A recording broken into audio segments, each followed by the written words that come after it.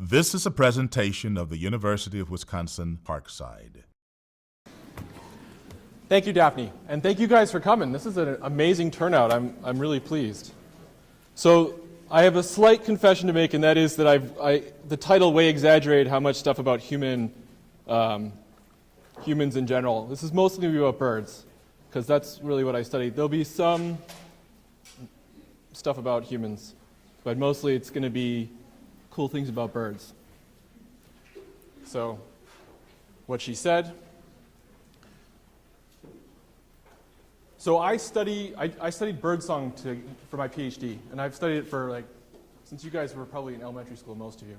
And the reason why I study birdsong is because it is this really diverse and rich and interesting system where we can understand communication and how that process has evolved. And it's really interesting because, as we are noticing today, whenever we turn on the television, a lot of times when people are communicating, they have different interests, and there might be some incentive to not necessarily say the truth or to outright lie when you're communicating about things. And so one of the subjects of study for animal communication is why things stay honest.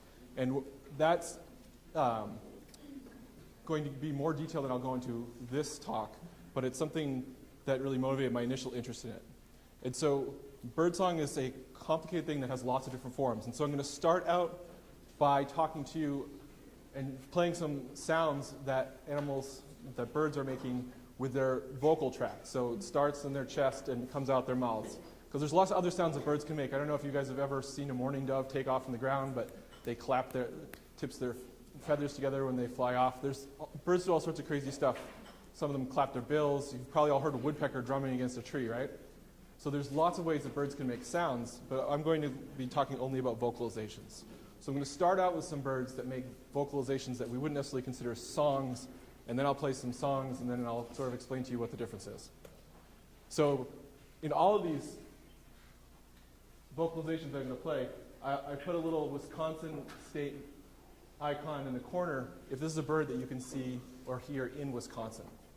And so this is a trumpeter swan. And if you're sitting next to the speakers, I apologize in advance because you're going to lose some blood.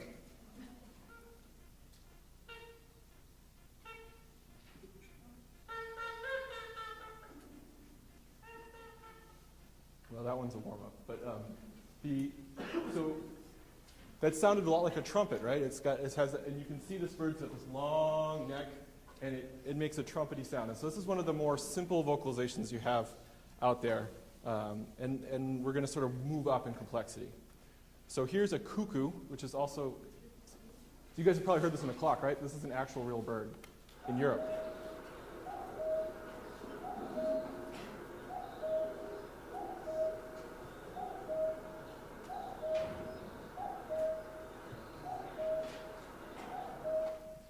So that sound was less noisy. The trumpeter swan kind of sound like, and this one is more tonal.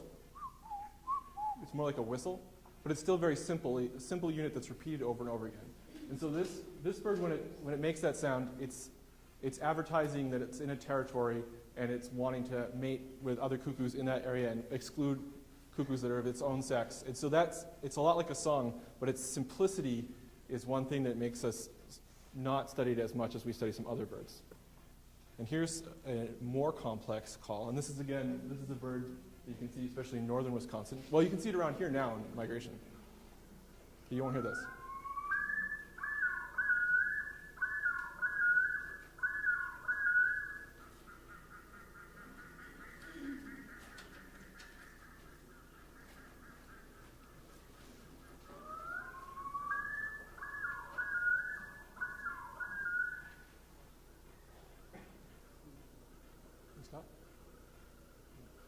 Do you hear the repetition there?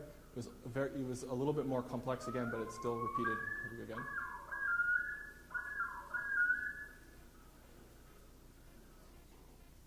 So that's a common loon, and in North America they're called loons because they sound funny. In Europe they're called great northern divers.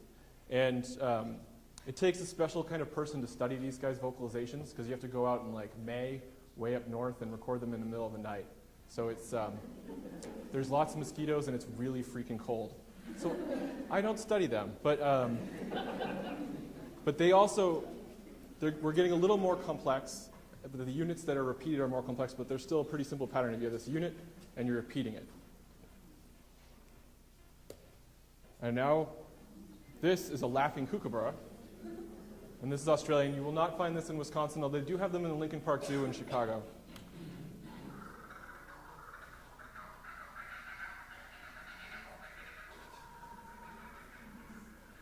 There's the second one.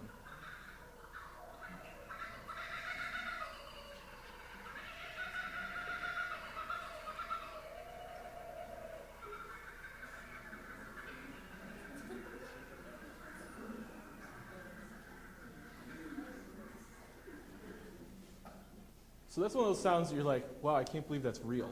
And hopefully I'll have some more of those. And where they have, I encourage you, if you have a chance to go down and listen to these guys in Chicago, because the building that they keep their birds in has similar sort of acoustics to this room, and they have like 6 of them.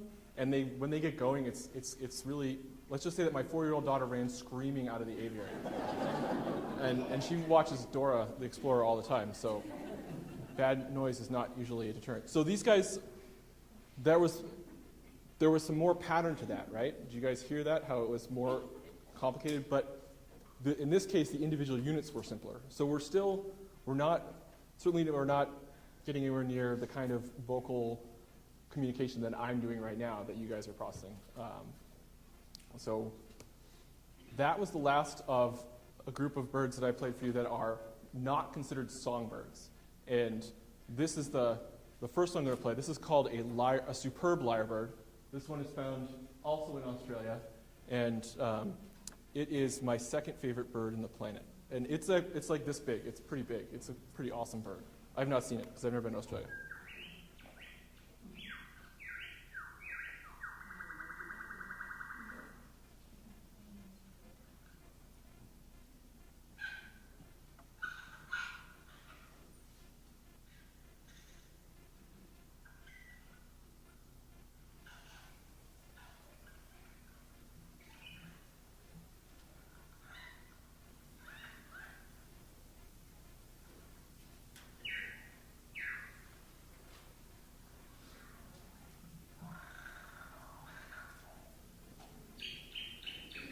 Did you hear that little Kookabura in there? It's a mimic.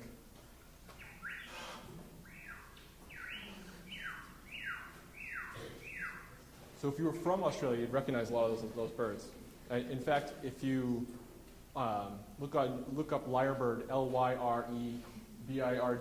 on YouTube, there's an awesome clip from David Attenborough where it has a bird mimicking chainsaws and cameras and car alarms and all sorts of crazy stuff that even a North American can understand. So these guys live in pretty dense, temperate forests in southern Australia.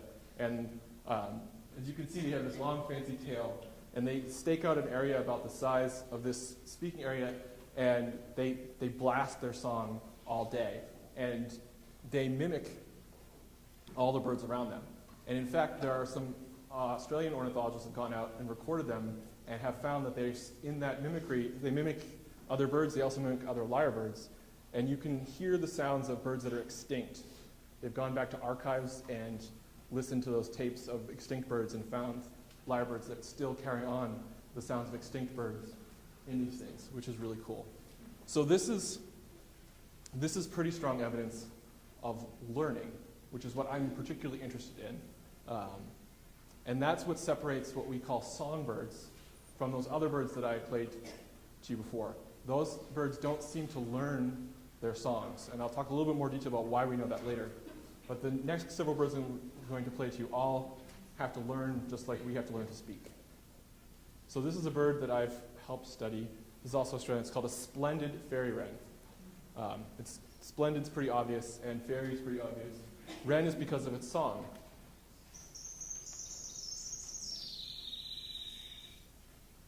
Pretty simple. Little notes, but they're repeated in this complicated pattern. Just like the song of a wren you might find around here, which is totally unrelated, except its song has similar kinds of patterns to it.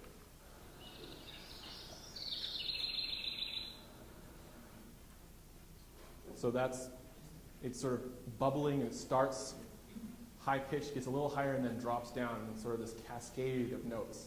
And so that is something that is really interesting, because all around the world, there are totally unrelated groups of birds that are all called wrens, because people from Europe, as they go around, conquering and colonizing, they hear the local birds, and they say, oh, that sounds like a wren at home, and so they call it a wren. And then it turns out they're not related at all. But we hear this pattern, and we recognize this pattern. And so as humans, we're very attuned to patterns. And these birds are also attuned to patterns, and that's another reason that I think they're really interesting. So here's another really cool bird called the greenish warbler. It lives in Asia. I'm going to have to draw on the blackboard for this one, if I can click. That recording was made in Kyrgyzstan, where it's really noisy. Do we have chalk? We should have checked for that beforehand. On the ledge. On the ledge. Oh. This has been like weak for reaching for things. Aha. All right. Okay, so pretend that's Asia. So this is Tibet and the Himalayas here. So you don't have trees here, right? This is horribly cold and arid, high altitude desert. But all around here, you do have forest. And in fact, it's continuous forest all along here. So 20,000 years ago, all this was covered with ice, right? You guys have familiar with the whole glacial thing? Yeah, because of Ice Age. All right, so thank you. So there were no birds here because there were no trees here. It was just icy wasteland. And down here was colder, so there was like taiga kind of woods, which is what this guy likes, coniferous woods, down here in what's now Burma and India. And then after the glaciers retreated, these birds, the trees started moving north, and the birds followed them, but they had to go around the Himalayas because there was still lots of ice and no trees there. And so what happened, and this process took tens of thousands of years. In fact, there were repeated cycles of glaciation, so this process actually took millions of years and happened over and over again, is the birds from the refuge from the Ice Age moved out around, and they came back together here. And in this area, there are two groups of birds that look exactly the same.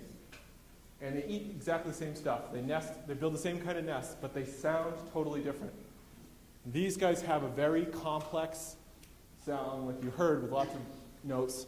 And these guys have a simple song with just a few notes, and they do not interbreed. But you can go back along the range, and there's a continuous range of birds that are interbreeding with each other until you get back to the refuge. And these birds don't sound like either of these, but there's continuous interbreeding all around here. So it's called a ring species, because, it's a ring.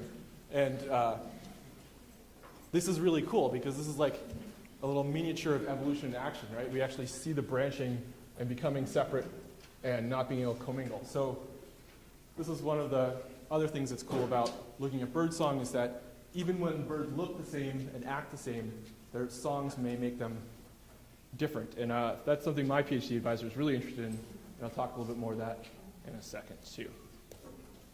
And then finally, this bird is just awesome, so I'm playing it. This is called a bobolink, and it's found in grassy mowed areas around here. It would probably be pretty common along 31 during the summer. And it's called the rice bunting farther south because they shed this plumage and just become a sort of boring brown, and they just devastate rice fields from Texas down to Argentina from November until March. And then they come back up here and lighten our lives with their awesome song.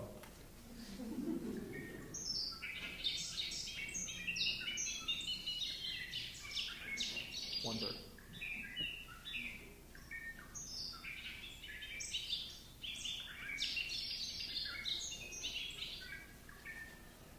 Pretty cool, huh? And if you heard that, it's a pattern that repeats again. It's very intricate, and it's very detailed, and has all these notes that are bizarre. Some of them are noisy, some of them are whistled, some of them sound like you're hitting something metal with another piece of metal, but it's the same pattern with slight variations each time. So it's like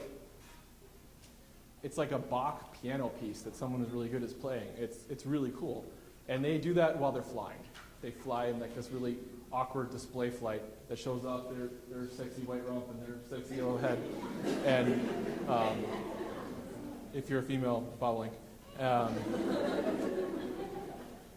And they're really conspicuous. Like these are grassy fields. So you got to figure any hawk that's flying by is like, hey, look, there's a really brightly colored, really loud, slow flying bird. I know what I'm having for lunch. And yet they persist. And so again, birdsong is just really neat. You look at that and you're like, how is that even possible? So let's talk a little bit about the mechanics of how they make all those different sounds. Because all those birds that I showed you and played, they're all making sound in fundamentally the same way, which is like a trombone. Anybody here play the trombone or another brass instrument? Dr. Thompson does. So, and that old gentleman there too. So, in a trombone, and this is where I should have the fly fishing rod. We don't have it around, do we? All right, well, I'll use this chalk, because that totally helps. So the mouthpiece does not vibrate, right? The thing that's making the vibration in the trombone is the player's lips. He goes, or something like that. And there's different potential pitches, and then that vibration is changed from the farting sound that I just made through this long tube that filters the ugly parts out until you have a nice trombone sound. And in retrospect, I should have gotten a trombone recording, but I didn't. So that's how our vocal tract works. That's what I'm doing right now. And that's how birds make vocalizations too. And so this is the international sign of play the movie in the different software. So how do we do this one? So this is a sweet video, if you're nerdy like me, made by some folks at the University of Indiana that is X-ray videography of a cardinal singing. So there's going to be some technical jargon, just ignore that and enjoy the cool thing.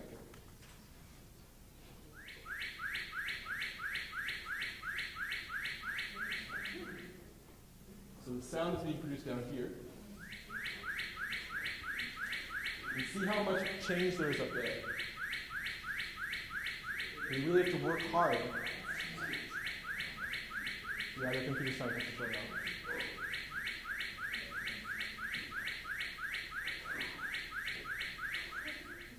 So they're filtering the sound that their sound source makes by doing that. And so we do the same thing when we sing, right? Like if you're going la la la la la la la, that's the same pitches as if I went la la la la la la la, but I filter it with my upper vocal tract, and that changes the tonal quality. The same thing with that cardinal. He had to stretch out his beak to make high notes and thin and lengthen out his vocal tract to make low-pitched notes. Just like to make a low-pitched note trombone, you stick out the arm? Slide, yeah. I'm a singer, I don't play trombone, because that requires coordination, which I do not have abundance. So, this is a section. So they took a dead bird and they froze it and they cut it with essentially like a deli slicer, but they call it an autotome to make it sound fancy. Not an autotome. Microtome, thank you. A microtome, because it makes small slices. So the air is coming in up there. That's a trachea, just like we have.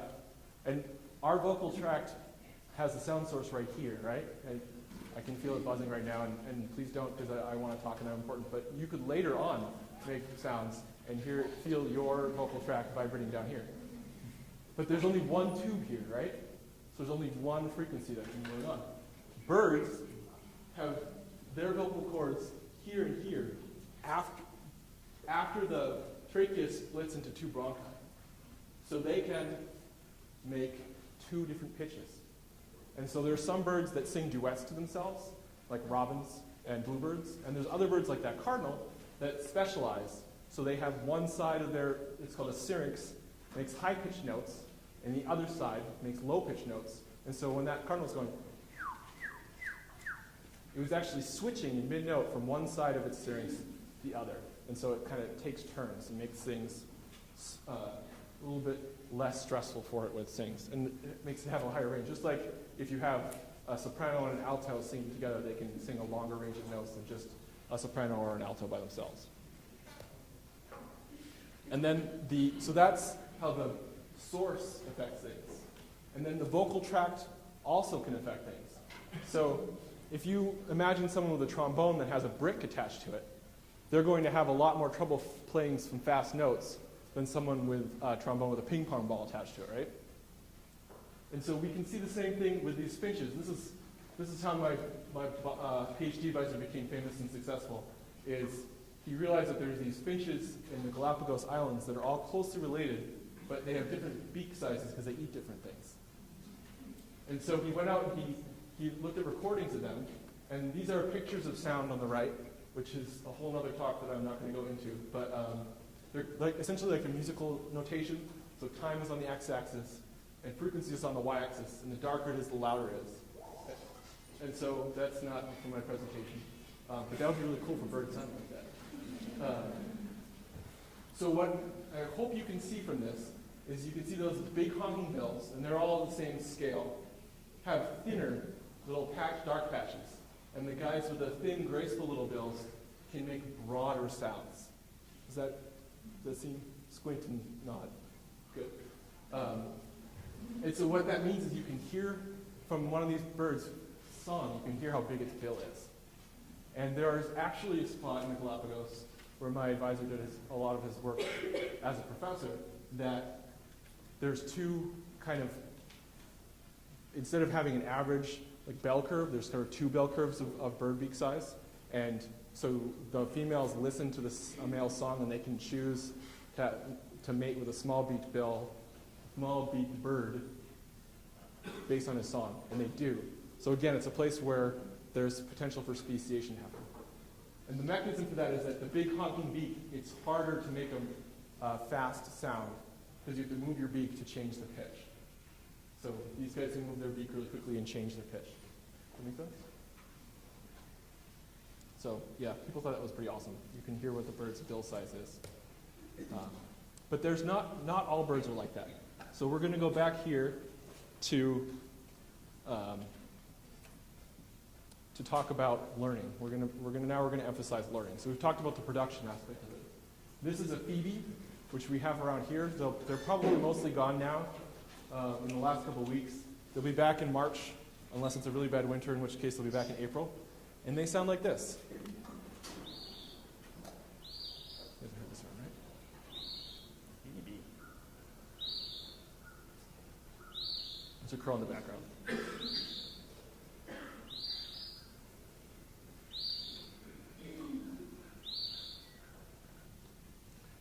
All Phoebes all over North America, and they're quite widespread, sound like that. They just have this simple song. And so a professor at UMass named Don Krutzma, back when the rules for taking care of animals in research facilities were a little bit more lenient, did a whole bunch of really creative and cruel, and he won't do them again, experiments, either deafening the birds or preventing their ability to sing by monkeying with their muscles in their chest. And he demonstrated that no matter what weird thing you did to the birds so that they couldn't hear themselves, so they couldn't practice singing, when they grew up and healed up and became normal again, they produced species-typical sounds. That would not work with a person, right? Like, anybody who's got major difficulty hearing when they're a young kid is going to grow up with pretty obvious speech differences. And so we can see the same thing in birds. So this is a swamp sparrow. This is another bird that my PhD advisor studies. And this is what about a 9-month-old swamp sparrow sounds like.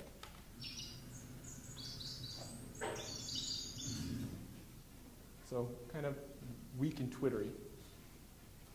And this is that exact same bird 2 months later.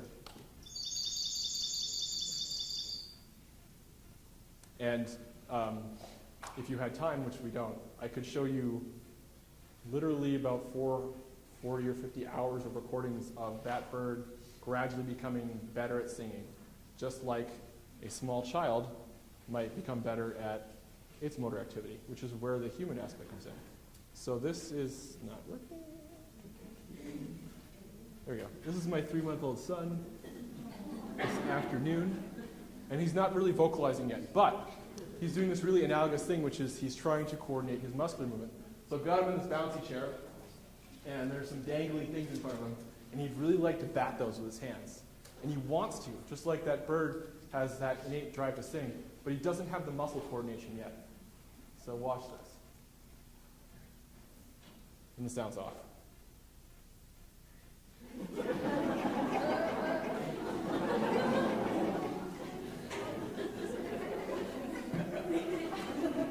He's trying, right?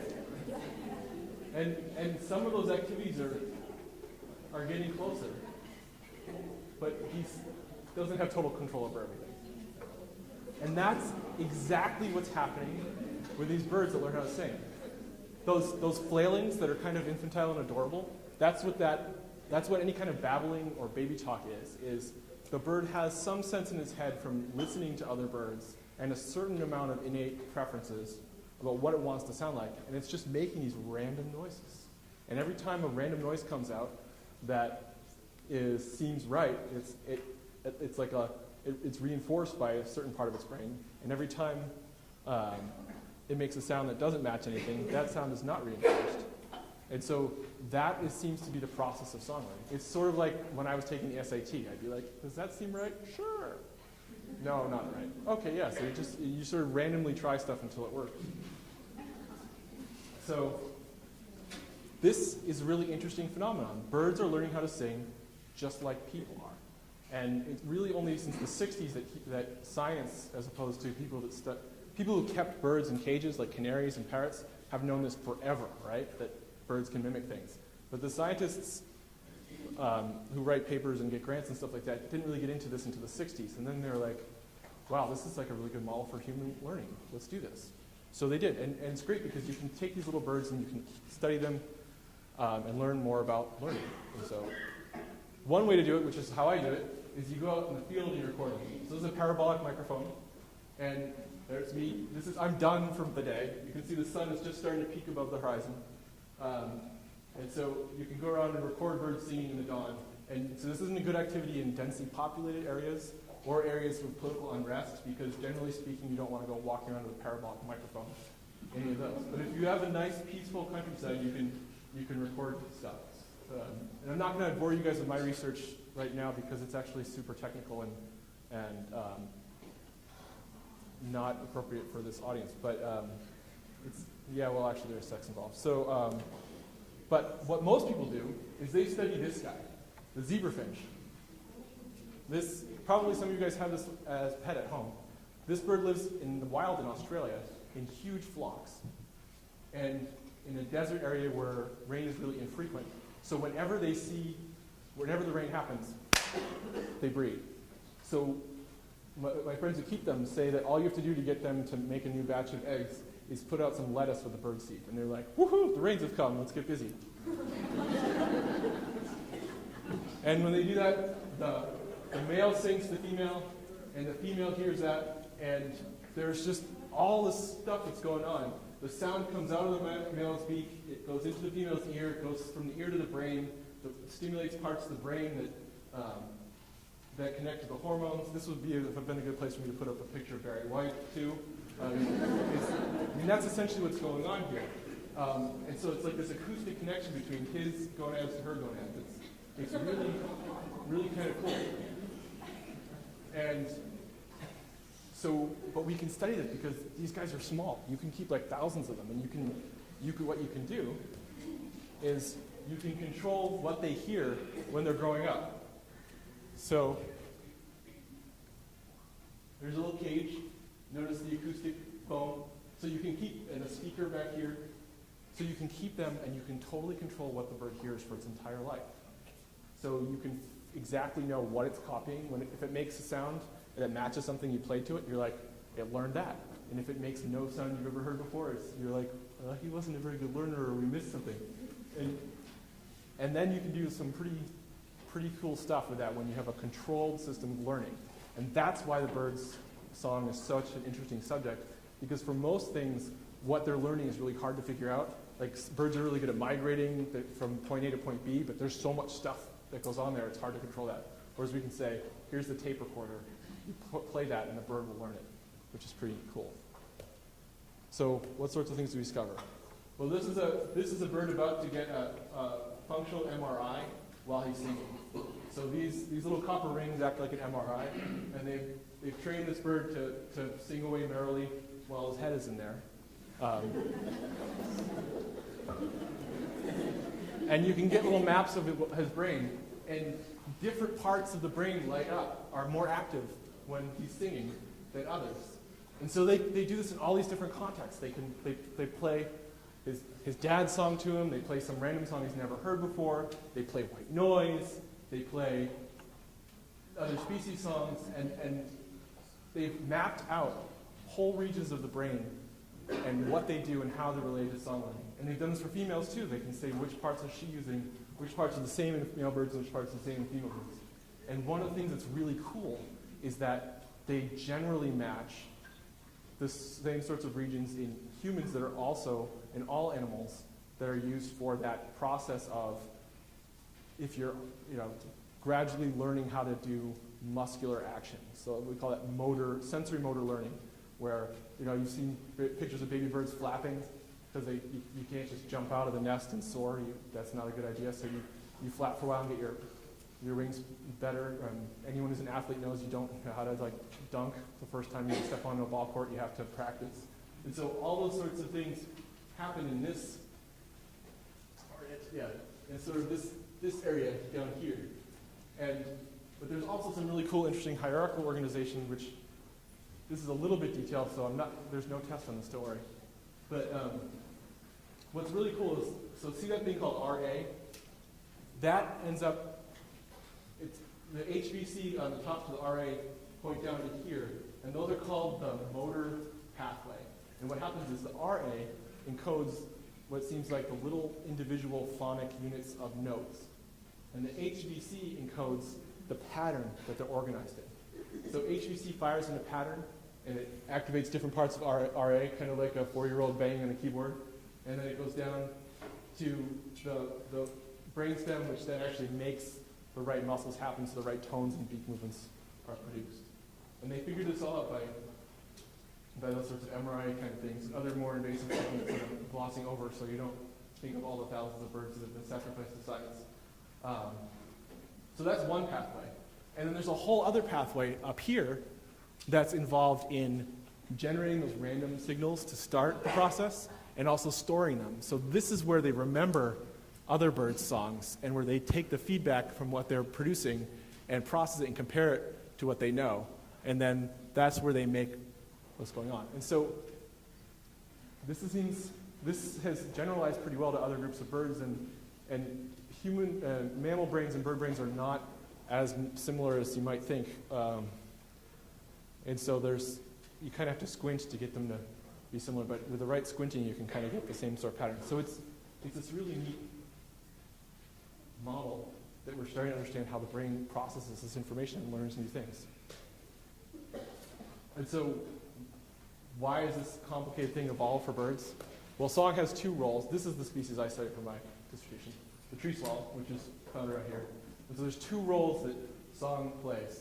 One is it says, this is my area, and I would appreciate it if no one else intruded into it because I like my privacy. And the other one is, unless you're of the opposite sex, in which case you're most welcome to come by anytime. So it's a dual function signal. And the nature of which of those functions is more important has a lot to do with the environment the birds live in. So, for example, different kinds of human habitats have different social structures. And if you're living in a big urban area with lots and lots of really expensive property, you're more likely to live with your parents until you're a grandparent yourself. Whereas if you live in a big sprawling rural area, you can move out into your own farm quickly. And so social structures are affected by their habitat. And that's also the case in birds. And so the song learning is affected by habitat, which is really cool. And that's the thing that I mostly am interested in. So the same guy that did the cool experiments with the deafening of the birds also went out into the field and recorded birds. And he found this species called the sedge wren, which live in little marshy areas in the Great Plains that only last for a few years. And so they have what it's called, it's very ephemeral. It moves around a lot. So these guys are like nomads. They don't come back and forth to the same place each year, but they sort of wander around. And they have to learn their song. If you deafen them, they don't learn. But they don't copy their neighbors, they improvise. So each bird sounds unique.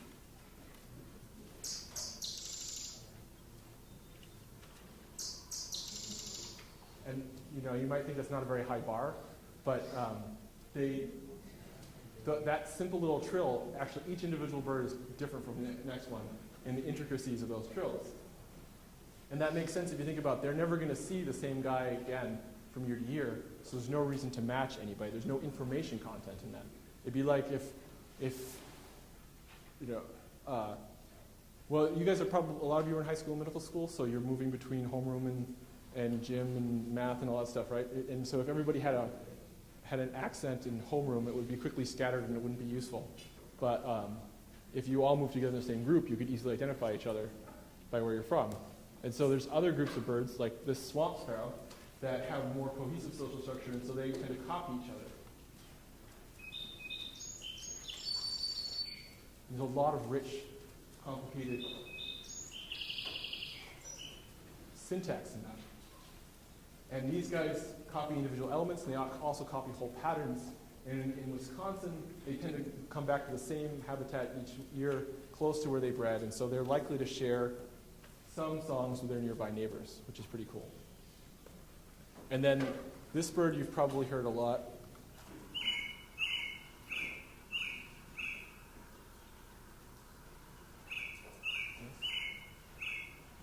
They're still around now, robin. My friend is a little too close to that one when we recorded it. But these guys form these large flocks, and those little units of sound, they continue learning them their whole life. So you can kind of tell what group of robin is by what slang it's using to it. And for things like lyrebirds that are mimics and mockingbirds we have around here, you can actually tell how old the bird is by how many different species it can imitate, because they continuously increase the size of their repertoire as they age. So that's, to me, the thing that's really cool, interesting about birdsong is all these people who've worked really hard in the lab doing little fiddly things with bird brains that I'm way too clumsy to do have learned about like 3 different species of birds in really great detail. But this is a schematic of the diversity of birds compared to the diversity of mammals. So so vertical is number of species, horizontal is age. So mammals are a little bit older than birds. But they're all pretty old. This is when the dinosaurs that aren't birds checked out. And so since then there's still lots of birds. And the songbirds evolved after that. So songbirds have been learning how to sing for about 40 million years.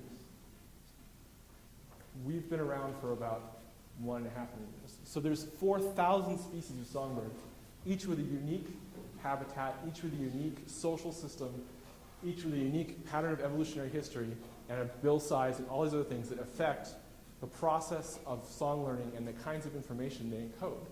And so it's like this vast natural experiment to help us understand what environmental conditions foster which kinds of learning most and make them most useful that we can use to try to understand humans. And the reason I put these different groups on is that primates and parrots have about the same amount of species in them, and they're about the same age.